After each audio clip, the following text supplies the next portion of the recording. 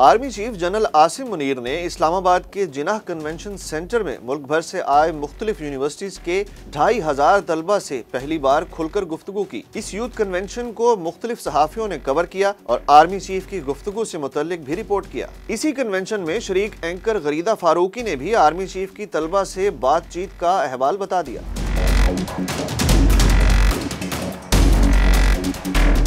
गरीदा फारूकी के x account की post के मुताबिक गवर्नेंस के सवालात पर आर्मी चीफ ने कहा कि एक ऐसी तरमीम होनी चाहिए जिससे अवाम के पास हक हो कि अगर उनका नुमाइंदा काम नहीं कर रहा या गलत काम कर रहा है तो किसी भी मुद्दत के दौरान में ही उसे दोबारा वोट के जरिए डी-सीट किया जा सके।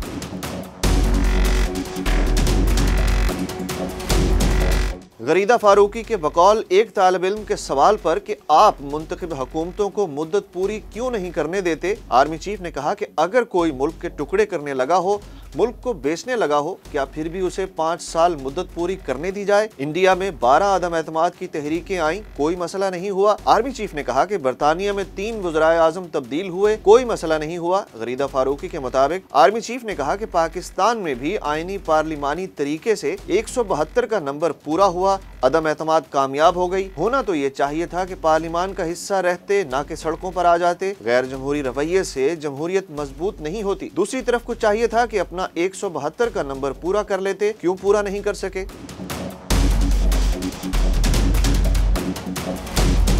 गरीदा फारूकी के मुताबिक आर्मी चीफ ने कहा कि मैं DGNI और DGISI रहा हूं, मैंने तमाम सियासी जमातों, सियासतदानों से इंटरेक्शन कर रखा है, इन सब को जानता भी हूं। अवाम उसे मुंतखब करें जो अवाम के काम आए।